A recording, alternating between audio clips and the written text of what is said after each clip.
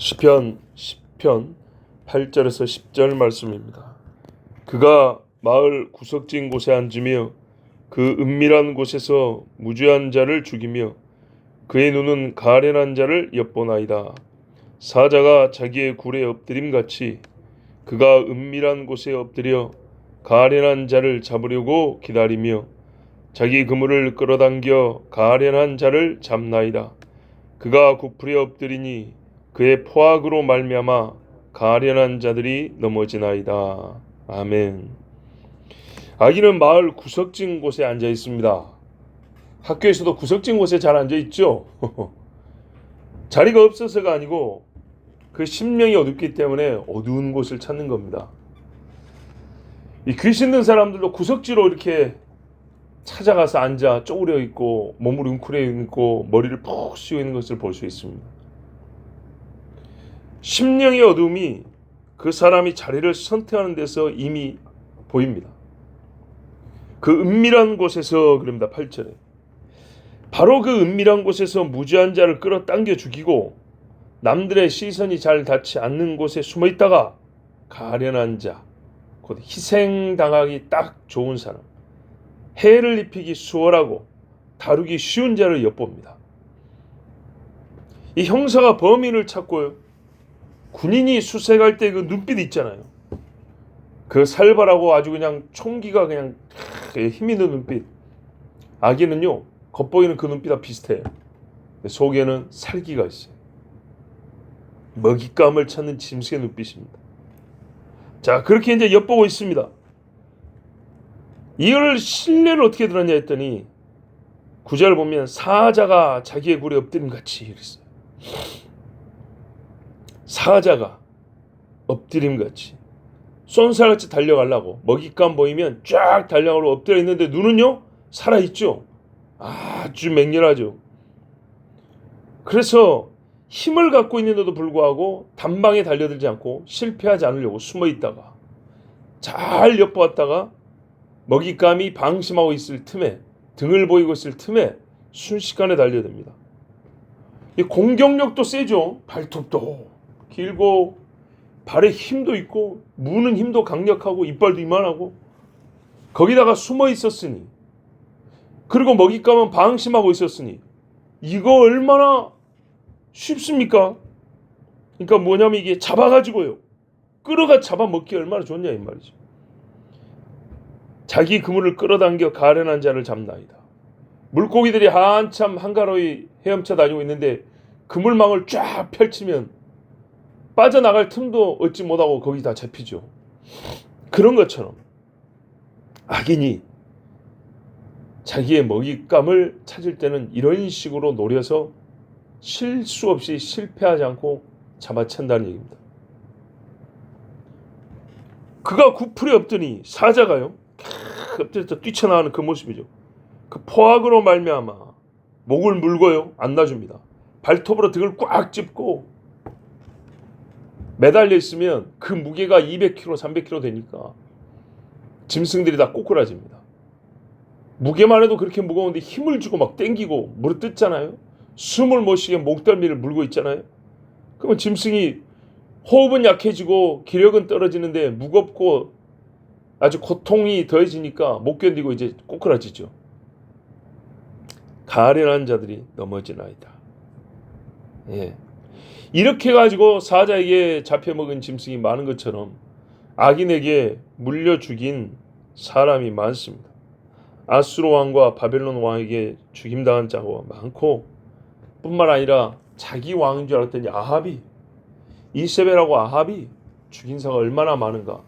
나봇 알죠? 그 포도원 뺏기고 돌에 맞아 죽은 사람. 나봇은 아주 선한 사람입니다. 누가 악을 꿈에 거라고 생각지도 못한 선한 사람은요 악한 사람의 생각을 못 쫓아가죠. 어느 정도로 악을 행할지 상상을 못합니다. 당할 때 와 이렇게까지 악랄하다고 이렇게까지 교묘하다고 그때 깨닫죠.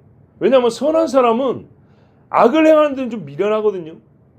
성경에 그랬잖아요. 너희가 선한 데는 지혜롭고 악한 데는 미련하라. 악한 데 미련하기 때문에 어떻게 악을 행할지도 잘 몰라요. 왜?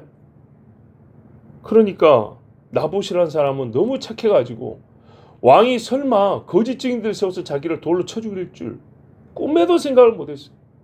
그런데 갑자기 어느 날 불량배들이 오더니 이 나봇이라는 놈이 하나님을 모욕하고 왕을 욕했다 막 그러면서 소문을 낸 거예요.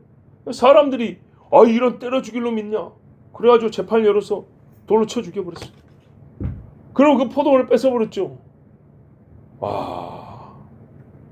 진짜 사자가 굴에 엎드렸다가 방심하고 있는 사람을 짐승을 물듯이 나봇을 그냥 확 낚아채 죽여버렸어요.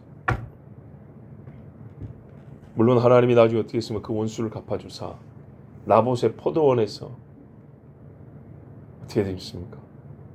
그 왕 아합의 피 묻은 술에 그 핏물이 흘렀죠. 므낫세라고 히스기야의 아들이 있습니다. 이 히스기야 아들 므낫세가 성전에 우상을 많이 세우고 성경에 보니까 의인의 피를 많이 흘렸다 그랬습니다. 설마 왕이 하나님 섬긴다고 죽일 줄 누가 알았어요? 그것도 유다의 왕이. 히스기야 아들이 그런 짓을 할지 누가 알았어요? 요아스가 다윗의 집 아들들 다 죽였는데 혼자 남았어. 혼자 남았는데 그의 매부가 대제사장이란 말이에요. 누나가 대제사장한테 시집을 갔어. 이 아버지 같은 매부가 말이죠. 잘 키워줬어요. 7살에 왕이 됐어요. 생명도 지켜주고 아버지처럼 가르쳐주고. 그랬더니 이 매부가 죽고 그 집 아들, 이렇게 자기한테는 나이 차이 몇 살 안 나는 조카죠. 이 조카가 대제사장이 됐는데 왕이 우상 숭배를 시작한 거예요. 하나님이 어떻게 사랑이고 보여줬는데. 그래서 이 나이 몇 살 차이 나는 조카가 왕이요, 그러면 안 됩니다. 진짜 은혜를 크게 입은 누나의 아들이란 말이에요. 왕이 그러면 안 됩니다. 그렇게 죄 지으면 안 됩니다. 그랬더니 성전에서 칼로 쳐 죽여버렸어요. 그 누나한테 은혜를 어떻게 해요? 원수로 갚는 거죠. 자기 매형한테도 원수로 갚는 거죠. 그것도 제사장이에요. 설마 생각을 해보세요. 삼촌이 조카를 성전에서 입 바른 소리 했다고 칼로 쳐 죽일 줄 알았어요. 이야, 악인이 구석진 곳에서 악을 꾀하고 사자처럼 웅크리고 있다가 저 선량한 사람은 설마 그런 일이 있으려 할 때 확 가서 목덜미를 물어 죽인 것처럼 그렇게 죽였어요. 오늘 하나님 말씀의 첫 번째 우리에게 가르쳐주는 사실, 상상도 아니고 비유도 아니고 진짜 사실, 악인이 악을 행하는 과정과 동작을 우리에게 그림 그리듯이 가르쳐줍니다. 사자가 웅크렸다가 먹잇감 낚아채는 그 모습으로 악인이 이렇게 달라들어 의인을 죽인다. 그러면 이것을 지금 하나님 우리 가르쳐 주잖아요. 하나님이 어떤다는 거예요? 다 보고 있다는 거예요.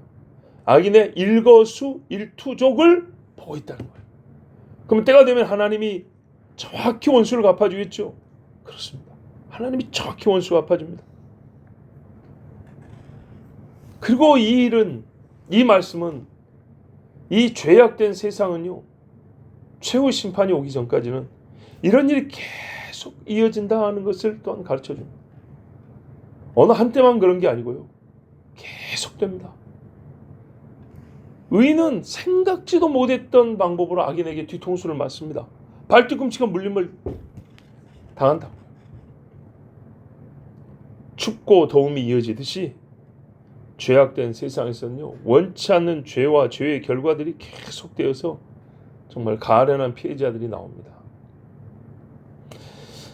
물론 가련한 자들하고 죄가 없다는 말은 아닙니다. 자, 여기서 우리 한 가지 더 생각할 거. 이 가련하다는 게 뭡니까? 불쌍하다는 말이죠. 그리고 뭐랄까요? 피해자를 일컫는 말이죠. 그렇죠? 피해자를 일컫는 말인데, 여기서 우리가 이 말씀을 보면서 한 가지 더 생각할 게 있어요. 그러니까 뭐냐면 악인이 이렇게 자기보다 선한 사람들을 악랄하게 해를 준다. 세상이 그러하다. 그러나 하나님이 보고 계시다. 이거 왜 하나 더 생각했냐면, 여러분 그러면 악인이 이런 짓을 할 때 가만히 당하고만 있는 것이 옳은 것일까요? 그러니까 이거를 스케일을 좀 크게 확대해 보면, 전쟁을 할 때 총칼 놓고 죽이시오, 그게 맞냐 그 말이에요. 아니죠. 집에 강도가 들었는데 몽둥이 하나 안 들고 뭐 골프채를 들던 야구 빠따를 들던, 아니면 뭐 하다못해 뭐 빨래 건조대라도 들고 막던, 그런 거 하지 않고 죽이시오, 훔쳐가시오, 그런 것이 옳습니까? 그거 아니죠. 그렇게 해도 이미 피해를 많이 받았어요. 자기를 방어하는 거 당연하죠. 성공하면 잘했다 하겠죠. 그렇죠. 그겁니다. 우리가 이제 성경 말씀을 읽을 때 조금 미처 생각하지 못하거나 다르게 말하면 또 오해하는 게 뭐냐면, 피해를 당하는 게 기독교인이고 참는 게 기독교인이고 그냥 가만히 있는 게 기독교인이고, 그거는 아니라는 겁니다. 예, 그건 아니에요. 어떤 거는 억울해도 참아야 될 때가 있고요. 어떤 거는 악이랑고 맞서 싸워서 그를 제압해야 될 때도 있는 겁니다. 다윗이 억울한 말을 들었어요. 자기가 사울을 죽였다고, 요나단도 죽였다고 막 그렇게 소문이 났어요. 그거는 다윗이 참았어요. 때가 되어 하나님이 다 밝혀줬어요. 그때 다윗의 권위와 신뢰는 훨씬 올라갔어요. 근데 말입니다, 자기들 최다식을 저 아말렉들이 끌고 갔대요. 납치해 갔대요. 성을 불사르고, 자기가 살던 시글락 성을 불사르고 다 뺏어갔대요. 어떻게 했죠? 잠도 안 자 쫓아와서 다 쳐주고 찾아왔습니다. 그 악인이 진짜 사자같이 다윗이 없을 때 왔고 기습 공격하고 싹 뺏어갔는데 그걸 그대로 둬요? 아브라함도 보세요. 롯이 잡혀갔죠. 개인이 힘이 세봐야 왕을 어떻게 이깁니까? 그것도 내 나라 왕인데. 그런데도 무모하게 공격을 했어요. 하나님이 약속해 줬겠죠. 믿음으로 공격을 했어요. 나는 의인이니까, 나는 선해야 하니까 그냥 눈물로. 아니죠. 가서 전쟁을 해서 찾아왔어요. 자, 여기서 그렇다면 이겁니다, 여러분. 이 가련한 자다는 것은 피해자를 일컫는 용어이지 솔직히 말해서 의인이란 말은 아닙니다. 더 큰 악인이 좀 작은 악인을 잡아먹습니다. 예. 약하다는 뜻도 아닙니다. 더 센 놈이 덜 센 놈을 잡아먹기도 하는 겁니다. 그런데 우리가요, 처음부터 아예 그냥 가련한 자가 되기로 작정한 듯이, 즉 피해를 당하기로 작정한 듯이 가만히 있는 것은 그건 지혜도 아니고 의도 아닙니다. 주를 위하여 당하는 것은 우리가 견뎌야겠죠. 그런데 일상의 불의와 악에 그대로 자기를 방치하여 죽이시오, 잡으시오, 이것은 지혜롭지 못한 것이고 어리석은 겁니다. 오히려 악을 부추기는 꼴이 됩니다. 그러니까 도둑질하는 놈들이 많은데 대문을 일부러 열어놓을 필요는 없다는 거죠. 그렇죠? 잠궈야죠. 밤에 후레쉬가 있는데도 일부러 안 갖고 다니면서 나 죽이시오, 뺏어가시오, 그러면 안 되죠. 눈이 있어 좌우를 둘러볼 수 있는데 그냥 땅만 쳐다보고 이렇게 그러면서, 이거는 지혜롭지 못한 것이지 착한 것도 아닙니다. 대적하여 싸우지 않고 악인의 악을 방치하고 내가 해를 당하는 것이 의인의 본분이고 도리라고 생각하는 것은 큰 착각입니다. 억울하게 고난을 당하는 것하고 일상에서 악인의 범죄에 스스로를 노출시키고 먹이가 되도록 스스로 주의하지 않는 것은 완전히 다른 겁니다. 대비할 건 대비해야죠. 의인이면서 자기를 조심시키고 선하게 살면서 이 땅에 선한 사람이 한 명이라도 더 있어야죠. 그러지 않습니까?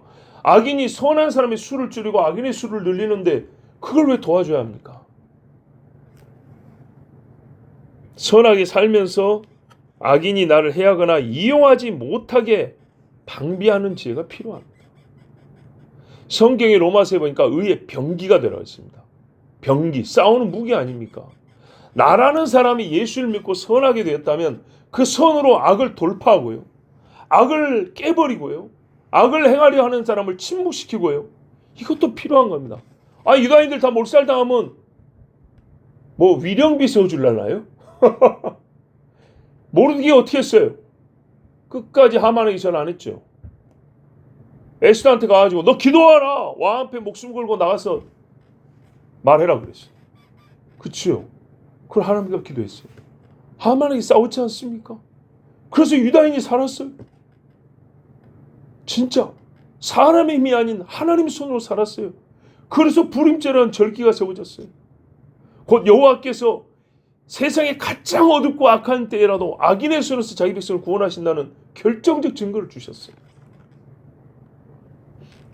의의 병기가 되라 그랬어요. 의의 삶은 병기로서 표현함이 맞다는 겁니다.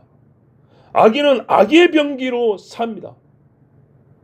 근데 우리는 악의 병기에 맞는 자만 되겠습니까? 그런 역할을 위하여 존재합니까? 아니죠. 빛이 되라는 말은 뭐예요? 어둠이 몰아낸다는 거죠. 소금이 맛을 낸다는 건 뭐예요? 다른 맛보다 강하다는 거죠. 어쨌든 소금의 짠맛이 도드라진다는 거죠.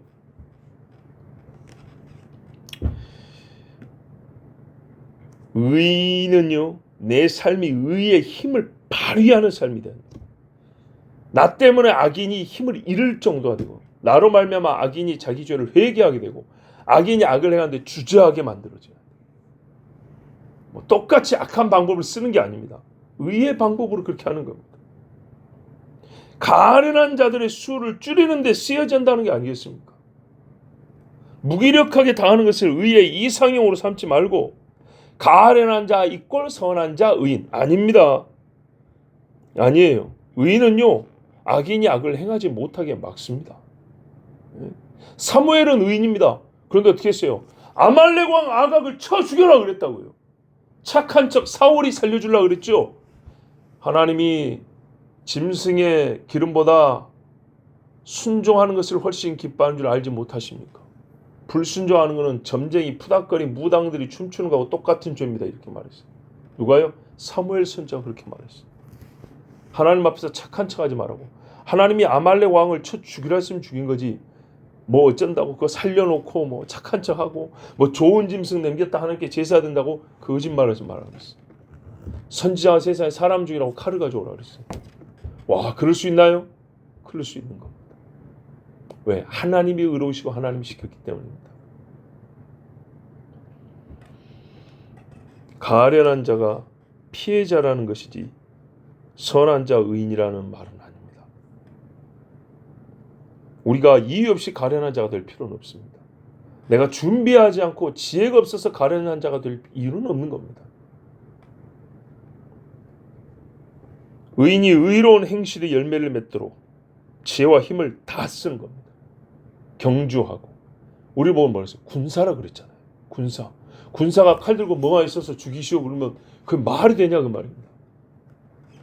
악인의 악인됨을 아는, 오늘 이 시편 8절에서 10절을 읽었다면 악인이 이렇구나 라고 악인을 아는 것을 끝나지 말고 반대로 의인의 삶도 알고요. 의인의 삶을 지향하고요. 악을 막고 의인이 살 수 있도록 또한 돕는 자가 되어야겠습니다. 기도하겠습니다. 아버지 하나님 감사합니다. 오늘도 주께서 부를 자를 부르시고 세울 자를 세우시고 기도해야 할 자들을 정확히 아셔서 부르셨습니다. 우리 입술에 기도의 말도 담으시는 이가 하나님이시고 우리 영혼을 강하게 하신 이는 하나님이십니다.